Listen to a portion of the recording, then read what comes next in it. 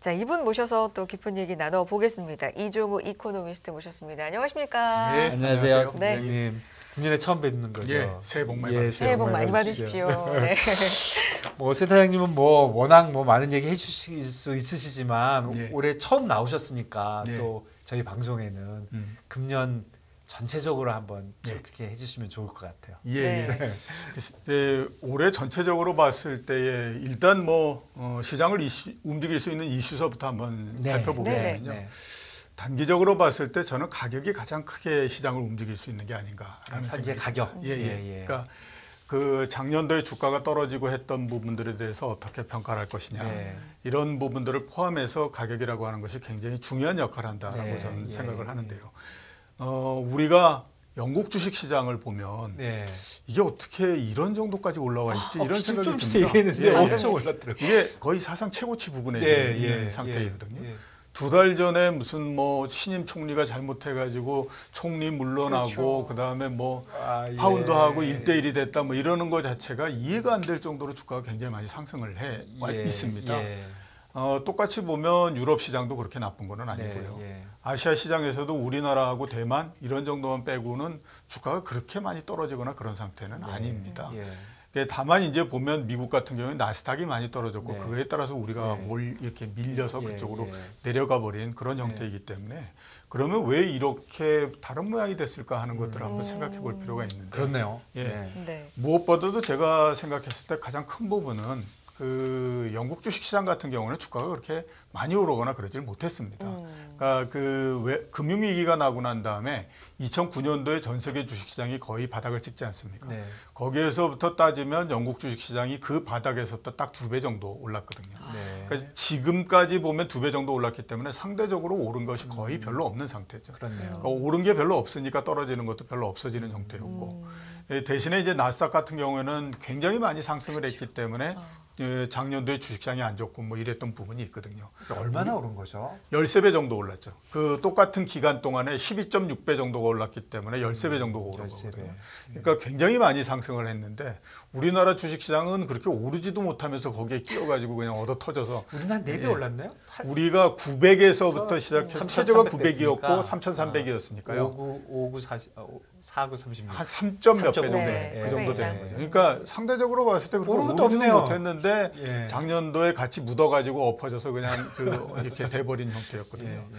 그렇기 때문에 올해는 그거에 따른 어느 정도의 반작용, 그러니까 네. 반대로 움직일 수 있는 주가가 그런 여지가 있지 않을까라는 생각이 많이 듭니다. 어차피 네. 지금 보면 전 세계 주식시장에서 가격에 따라서 그동안에 오르고 했던 종합적인 그 평가에 의해서 나오는 부분들이 계속 시장에 지금 작용을 하고 있는 상태이기 때문에 이게 이제 우리나라에도 어느 정도 계속해서 적용이 될 거다라는 생각이 듭니다. 그렇네요. 유럽하고 홍콩을 보니까 최소한 지난 뭐 1, 2개월만 보면 확실히 그렇네요. 예, 그렇죠. 예. 그러니까 이게 아마 우리나라에도 올해 상반기 정도에는 주식시장에 상당히 영향을 많이 미칠 가능성이 네, 있기 예. 때문에 그 부분을 좀 고려를 하셔야 될 것 같다라는 생각이 들고요.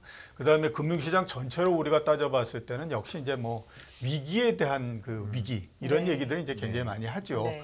뭐 경기 침체, 경기 둔화 이런 부분들은 워낙들 많이 얘기를 했으니까. 근데 이제 그 위기가 발생할 가능성이 있느냐 없느냐 이걸 가지고 아마 많이 얘기할 텐데 저는 시장에서 그 부분을 좀 이렇게 그 감안해서 나눠서 얘기를 했으면 좋겠다라는 생각이 드는 게 위기가 발생한다고 하더라도 우리가 과연 감당을 할 수 있는 위기냐, 네. 감당을 할 수 없는 위기냐, 그거에 네. 따라서 굉장히 달라지는 거죠. 네. 감당을 할 수 없는 위기는 가장 대표적인 게 외환위기, 그 다음에 네. 또 미국의 그 2008년도의 금융위기 이런 경우는 거의 감당을 할 수 없는 네. 그런 형태의 네. 위기였고요. 그다음에 중간에 우리나라 같은 경우에 보면 2011년도에 있었던 저축은행 사태라든가 2003년도에 있었던 카드채 사태라든가 이런 것들은 위기가 발생했던 거는 분명하다라고 봐야 되는 거죠. 근데 그거를 우리가 감당할 수 있었기 때문에 전체적으로 경제나 금융시장에 미치는 영향이 그렇게 크지 않은 상태에서 마무리되는 형태였거든요. 네. 지금 보면 이제 부동산 PF 관련해 가지고 여러 가지 얘기들이 많이 네. 나오고 네. 이게 올해의 정말 내관이 될 거다 이런 얘기들 많이 하지 네. 않습니까? 위험한 거는 사실이죠. 근데 그게 과연 우리 경제가 감당하지 못할 정도일까라고 하는 거에 대해서는 지금 생각을 해봐야 되는 그런 부분이거든요. 제가 생각했을 땐 충분히 감당할 수 있다라는 네. 생각이 듭니다. 비록 뭐 저축은행 몇 개가 날아가고 그거보다도 또 심하게 되면 증권회사 두세 개 정도도 날아가고 그다음에 또 뭐 그 건설회사 몇 개 날아가고 이렇게 할 수도 있어요. 네. 근데 그렇다라고 해서 그게 과연 우리나라 경제를 정말 뒤흔들 정도로 난리를 낼 거냐? 저는 그건 아니라고 보거든요. 2011년도 같은 경우에 말씀드렸던 것처럼 저축은행 사태가 났을 때 저축은행이 31개가 문을 닫았습니다. 네. 어마어마했고 네. 그다음에 그 공적 자금을 26조 이렇게 네. 투입을 했었거든요. 그러니까 그런데도 불구하고 그 당시에 심각하게 이게 문제가 그래서 우리나라 경제가 흔들린다 이런 부분들이 없었기 때문에 감안해 보면 작년도서부터 계속해서 위기 뭐 이런 얘기가 있고 그거에 따라서 자본시장이 또 경색이 되고 금리가 올라가고 막 이런 그 형태가 네. 나왔지만 올해는 그런 것들이 어느 정도 가시화된다고 하더라도 이게 우리가 감당할 수 있는 체력을 갖고 있는 부분이냐 아니냐라고 하는 것들에 대한 판단이 쓰기 때문에 아마 조금씩은 더 개선이 되지 않을까라는 생각이 듭니다. 그 위기가 네. 이제 감당할 수 있는 위기와 감당하지 이제 못할 것 같은 위기가 이제 그 구분을 해보면 그 차이가 물론 큰 위기와 작은 위기겠지만 그렇죠. 예, 예. 그 차이가 좀 국내만의 이슈였는지 이게 글로벌한 이슈였는지 그렇게도 볼 수 있습니까? 그렇죠. 2011년도 같은 경우에는 글로벌한 이슈하고 같이 묶여버리는 네. 형태였죠. 그때 이제 유럽에서 그 남부 유럽에서 네. 이 정부 부채에서 부채 예, 위기 예. 이거에다가 우리나라에서는 그 부동산 PF 관련해서 저축은행이 같이 한꺼번에 한꺼번에 예, 묶여버리는 예, 형태였죠. 예. 그러니까 어떻게 생각하면 문제 자체가 굉장히 좀 심각한 형태일 네. 수도 있다라고 예. 했었는데도 불구하고 이게 그다지 이렇게 크게 문제가 벌어지지 않고 어느 단계에서 수습이 되는 그런 그 형태가 됐었거든요. 네. 이번 같은 경우에도 보면 복합적인 형태로서의 위기가 나타날 가능성이 있다라고 봐야 되죠. 그러니까 네. 외부에서 어느 뭐 선진국이나 이런 데서 금융위기나 이런 것들이 일정하게 어느 정도 발생할 예, 가능성이 예, 예. 있고 그거에 따라서 또 우리나라에서도 뭐 또 영향을 받을 수도 있고 우리나라만의 문제인 부동산 PF에서도 문제가 생길 가능성이 있고 이런 여러 가지 그 가능성을 배제할 수는 없다라고 봐야 되는 네네. 거거든요. 근데 그게 그렇게 했을 때 결국 이제 모든 부실이나 이런 부분들은 다 은행으로 넘어오는 형태가 되지 네, 않습니까? 그러니까 은행이 그걸 막을 수 있느냐? 그러니까 은행이 못 막으면 그 다음에 정부가 그걸 막을 수 있느냐? 이거에 따라서 이제 계속해서 번져 나가는 그런 형태가 되는데 우리 현재까지 우리가 가지고 있는 경제적인 상황이나 은행의 상황이나 이런 것들을 봤을 때는 이게 일정하게 어느 정도 문제가 생긴다고 하더라도 그런 부분들을 해결하는 데는 그렇게 어려움은 없을 거다라는. 이게 은행이 아직 굉장히 튼튼한 거죠. 예, 그렇죠. 예. 작년도 같은 경우에 은행이 돈도 굉장히 많이 벌었고요. 네, 네. 그다음에 또 지금 보면 연체율이 뭐 0.3% 이런 정도밖에 안 되니까 그러니까 굉장히 낮은 수준입니다. 물론 뭐 여기에다가 우리는 이런 부분이 더 있고 뭐 이런 그렇겠죠. 것들을 예. 첨가해서 예. 얘기하려면 수도 없이 많죠. 네. 그러니까 뭐 그 코로나19가 발생했을 때에 중소상공업자들한테 대출을 해줬고 그게 뭐 그다음에 계속해서 정부가 그렇죠. 연장을 해주라고 해서 연장을 해줬는데 그게 100조 정도 되는데 그게 문제가 생기면 은행도 굉장히 네. 어려워지고 이렇게 해서 전부 다 얘기할 수 있는데 그거는 어느 나라든지 다 가지고 있는 문제 이 부분들이거든요. 그러니까 특수하게 그 해가지고 이런 것 때문에 우리가 더 이렇게 할 수 있는 부분 이런 것들은 빼고 우리가 접할 수 있는 숫자나 이런 것들을 가지고 보게 되면 현재까지는 우리가 충분히 그런 부분들을 감당할 수 있다라는 생각이 들어서 네. 크게 문제가 생기지는 않을 것 같다. 조금 뭐 작은 문제일 수는 있는데 지금 제1금융권 그러니까 예. 소위 얘기하는 은행과 비은행권인데 특히 이제 비은행권이 이번에 많이 문제가 된 이유 중에 하나가 몇 년 전부터 이 뭐 증권사 특히 증권사를 중심으로 해서 예.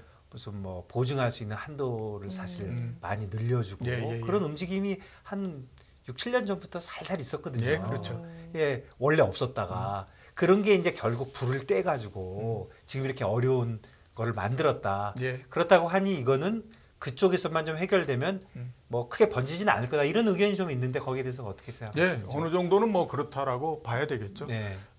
앞에서 제가 그 카드채 말씀을 네. 드렸지 않습니까? 예. 카드채 사태가 났을 때에 네. 카드채 사태를 잠재운 그 두 가지 요인이 하나 있었거든요. 네. 하나는 뭐냐면 이제 여러 금융기관들이 카드채 문제를 해결하기 위해서 공동의 기금을 만들어 가지고 대응을 네. 했었습니다. 예, 예. 그리고 두 번째는 뭐냐면 카드채를 굉장히 많이 갖고 있던 투자금융 투신사나 이런 데서 일정하게 어느 정도씩을 연기를 해주는 형태로서 가면서 그 기간 동안에 부실이 되고 그러니까 이제 문제가 생기고 그랬던 이 카드 회사들 여기에 이제 대주주들이 자금을 붓고 뭐 이런 형태로 해서 그렇죠. 어느 정도는 예, 마무리를 예. 하는 형태가 질서 있게 됐거든요. 됐죠. 예, 그렇죠. 예, 근데 예. 이번 같은 경우에도 보면 이제 뭐 증권회사나 이런 데서 보증을 한도를 뭐 많이 늘리고 네. 해서 거기서 부실이 생기고 한다고 하더라도 네. 일단 증권회사들이 대형사 있고 그다음에 중소형사 있고 그러는데 대형사 같은 경우는 굉장히 규모가 크거든요. 네. 자기 자본이 7조, 10조가 되고 뭐 이렇기 네. 때문에 네. 굉장히 큽니다. 네.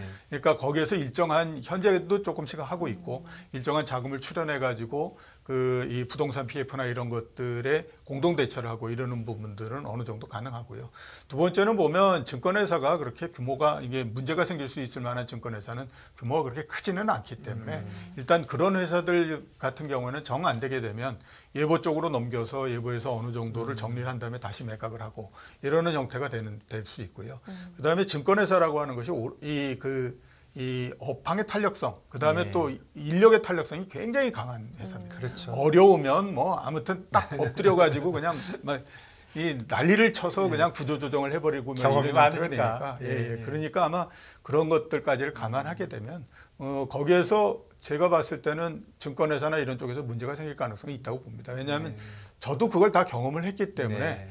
그때도 그 생각을 했거든요. 이대로 가다가 언젠가는 우리 한번 이제 크게 당한다 이거. 네. 예, 그렇기 때문에 문제가 생길 가능성은 있는데 그 문제가 생긴다고 하더라도 그거를 해결할 수 있는 능력은 있다라고 저는 보고 지금 있습니다. 현재 불건한 위기들은 좀 감당할 만한 수준이다. 그럼 다시 돌아가 보면은 지금 말씀해주신 첫 번째가 이제 가격, 예. 두 번째가 위기. 예, 예. 이거 또 있습니까? 예, 그 두 개 정도고 그다음에 이제 제가 지금 관심을 갖고 있는 거는 그 오랜 시간 동안에 걸쳐서 미국이 세계 경제에서 단일축을 만들어 왔잖아요. 그렇죠. 그게 이제 연도로 따지게 되면 1990년서부터였으니까 30몇 년 정도 된 거고 그 이전에 한 10년 정도 그러니까 1980년대 초서부터 이미 소련이 힘을 잃는 형태였기 때문에 네. 사실상 40몇 년 동안에 걸쳐서 미국이 계속해서 전 세계 경제에서 단일축을 만들어서 왔던 거였거든요. 네. 그래서 우리는 한 40년 동안을 겪었기 때문에 이게 세계 경제라고 하는 것은 어느 누군가가 이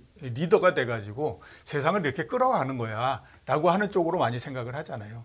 근데 역사적으로 보면 경제나 이게 세계 그 질서에서 단일축이 만들어졌던 경우는 그렇게 흔하지가 않습니다. 네. 예를 들어서 보면 영국이 그렇게 세계를 막 지배하는 것 같다라고 했을 때도 영국의 경제력이나 이런 것들이 그렇게 다른 나라를 압도하거나 이러지 않았습니다. 네. 독일이나 프랑스뿐만 아니라 네. 1860년대에서부터 이미 미국의 경제 그 규모가 영국을 추월해버린 형태였기 때문에 어디도 이렇게 단일축에 의해서 만들어지거나 이러지 않았거든요.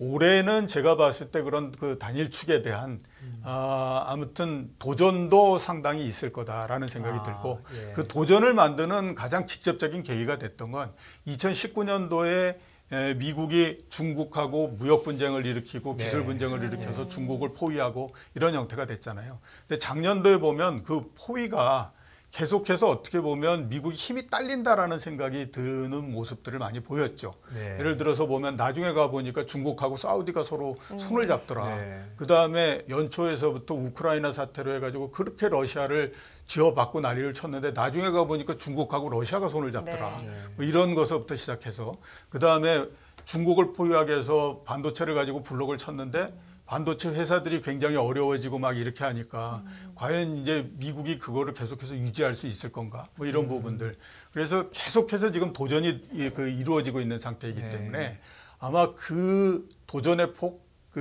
그다음에 그거에 따라서 생기는 여러 가지 이 목소리 이런 것들이 작년보다는 올해가 훨씬 더 커지지 않을까라는 생각이 들어요. 네. 그리고 네. 중국을 포위한 게 이미 한 3년 정도 지났기 때문에 네. 이제 여기에서 그 뭔가의 이제 전환점을 좀 만들어야 될 필요가 있다라는 생각이 많이 들죠. 그래서 제가 봤을 때는 그 부분도 상당히 올해는 경제 이 부분들에서 많은 얘기들을 만들어낼 거다. 예, 네. 그게 긍정적으로 작용할 가능성이 많은 거죠. 일단 긍정적이 될지 부정적이 될지는 잘 모르지만요. 제가 그럼, 봤을 때는 두 개가 다 같이 엉켜 있다라는 네. 생각이 듭니다. 예. 대신에 보면 단기적으로 봤을 때는 부정적인 부분들이 좀 더 많다라고 생각이 네. 들고요. 시간이 지날수록 긍정적인 부분들의 역할을 상당히 많이 한다라는 생각이 듭니다. 그러니까 이제 우리가 이 단일축이 약해지면서 생길 수 있는 긍정적인 부분들을 보면 지금까지 한 40년 동안 미국이 단일축을 형성하면서 세계적으로 보면 신자유주의 정책이나 이런 것 때문에 얼마나 빈부의 격차가 심해지고 그랬었습니까? 그게 시간이 지나 이게 단일축이 무너지게 되면 그 다음부터 그 부분들이 조금씩은 변화를 보일 수 있는 거거든요. 그러니까 그런 부분들에서는 긍정적이다라고 볼 수 있는데 어떻게 됐든지 세계에서 블록이 없는 것보다 블록이 있는 거는 비용을 훨씬 더 많이 사용해야만 되기 때문에 그런 측면에서 보면 올해의 기업들이 치러야 되는 비용, 앞으로 기업들이 치러야 되는 비용 이 부분들은 계속해서 늘어난다라고 봐야 되겠죠. 그거는 부정적인데 일단 단기적으로 봤을 때는 부정적인 요인들이 좀 더 일단 역할을 하고 시간이 지날수록 긍정적인 역할이 보다 커집니다. 그러니까 아까 말씀해 주신 그 포위망이 약해지면 블록화가 다시 글로벌화로 되는 건가요? 지금은 보면 이제 원래 글로벌화돼 있던 거를 포위망을 만들면서 생겼죠. 블록이. 이게 만들었죠. 그래서 지금 계속해서 이제 만들어지는 형태인데 일단 미국의 단일축을 흔들기 위한 그런 시도는 있지만 그게 지금 보게 되면 이 블록이라고 하는 부분들 그 반작용으로 해서 올해나 이런 때는 블록을 더 강화하려고 하는 형태가 될 거고 그다음에 강화하려고 하기 때문에 반작용으로 또 그거에 대한 이 도전 이것도 또 심하게 나오고 이런 형태가 된다고 봐야겠죠. 크게 세 가지로 지금 말씀을 해주셨습니다. 자, 작년에 센터장 그다음에 금융시장에 대해서 말씀을 드려야 될 것 같은데. 좋아요. 네네네. 말씀을 하시죠. 금융시장에 대해서 여쭤보려고 그랬습니다. 그랬던 것 같습니다. 금융시장은 제가 봤을 때는요. 일단 금리로서 대변되는 채권시장, 그다음에 주식시장 이 부분들인데 금리는 제 생각으로 이미 우리나라도 그렇고 미국의 금리도 그렇고 이제 안정권에 들어왔다라고 저는 생각합니다. 그러니까 아주 급격하게 어떤 변화가 발생을 해가지고 경기가 진짜 우리가 생각했던 것보다 어마어마하게 침체가 돼가지고 이거 어쩔 수 없이 막 금리를 쫙 이렇게 끌어내려야 된다 이런 국면이 아니라고 하면 올해 내내 금리는 일정한 수준에서 벗어나지 않을 거다라는 생각이 들거든요. 그러니까 이미 그러니까 이 금리는 일정한 그 안정 궤도에 들어가서 다 섰기 때문에 거기에서부터 크게 변화하거나 이러지는 않을 거라고 보고요.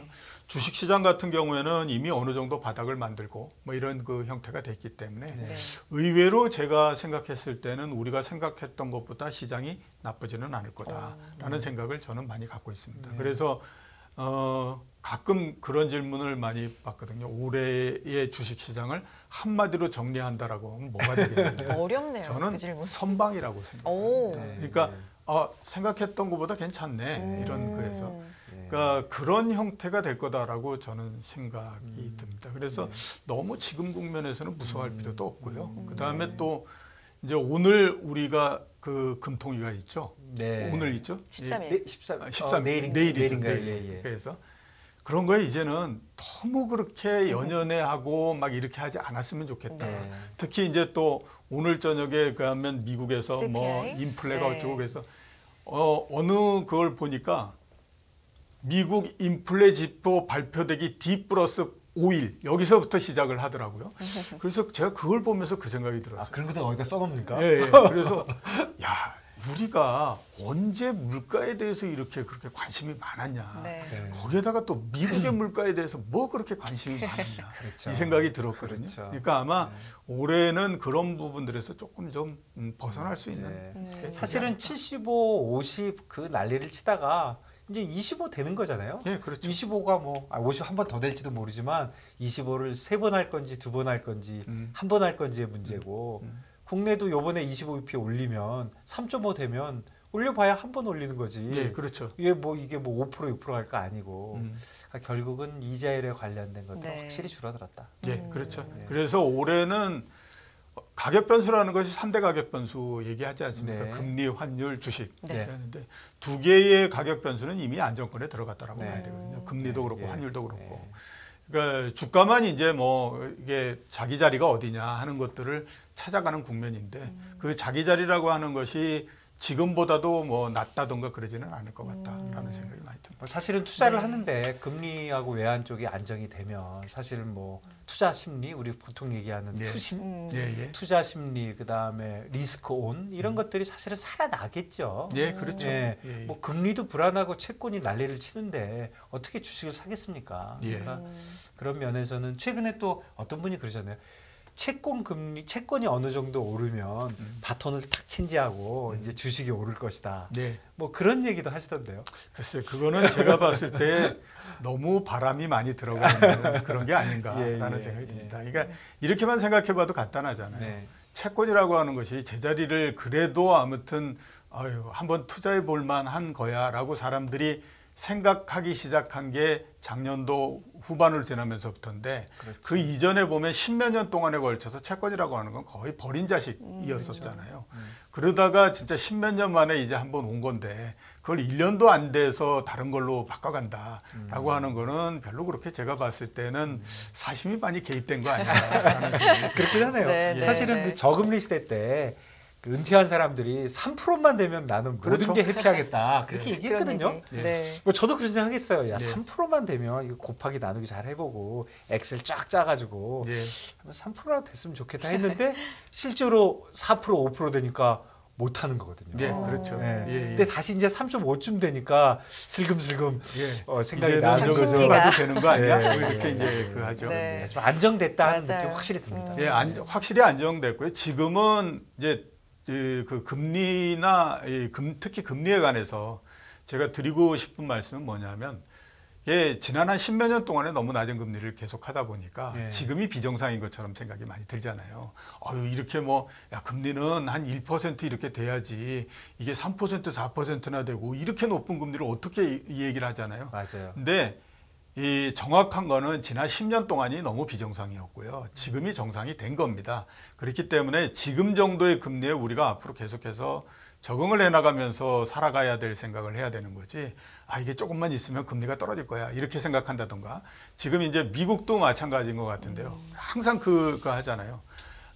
FOMC 회의 열리기 전에 이번에 그 금리 인하에 대해서 혹시 말을 떼지 않을까. 아니 작년 11월 달에 이미 다 얘기를 했잖아요. 당분간 우리는 높은 금리를 유지한다라고 네. 다 얘기했으면 그 말을 믿고 계속 그걸 해야지 왜 자꾸 그 중간에 또 혹시 하지 않을까? 이런 얘기를 더 올릴까봐. 예, 예. 더 그게 이제 올릴까봐. 왜 그럴까라고 네, 생각을 해보면요. 너무 낮은 금리에 오랫동안 그 하다 보니까 지금 금리가 너무 높다라고 생각해서 그러는 거예요. 근데 지금 금리는 결코 그렇게 과거에서부터 따졌을 때 높은 금리는 아니고 지금이 거의 적절한 수준의 금리 이렇게 봐야 되는 거죠. 속도가 워낙 빨랐기 때문에 예, 좀 좀 적응이. 그런 부분들이 네, 뭐 네. 시간은 많지 않지만 네. 그 대장님 좀 궁금한 얘기 중에 예. 하나가 그러면 십몇 년 동안 그렇게 저금리에 있다가 이제 어느 정도 다시 정상에 왔다고 치면 그 10년 동안 그렇게 낮았던 이유를 알아야 네. 지금은 변해도 정상이라고 생각하잖아요. 예, 예. 뭐 지난 얘기지만 왜 그렇게 오랫동안 낮을 수가 있었죠? 일단 뭐 가장 큰 부분들은 정책이 그랬었죠. 그 연준을 비롯해서 네. 굉장히 낮은 형태의 금리를 갖고 가지 않았습니까? 예. 그러니까 원래대로 따지면 이제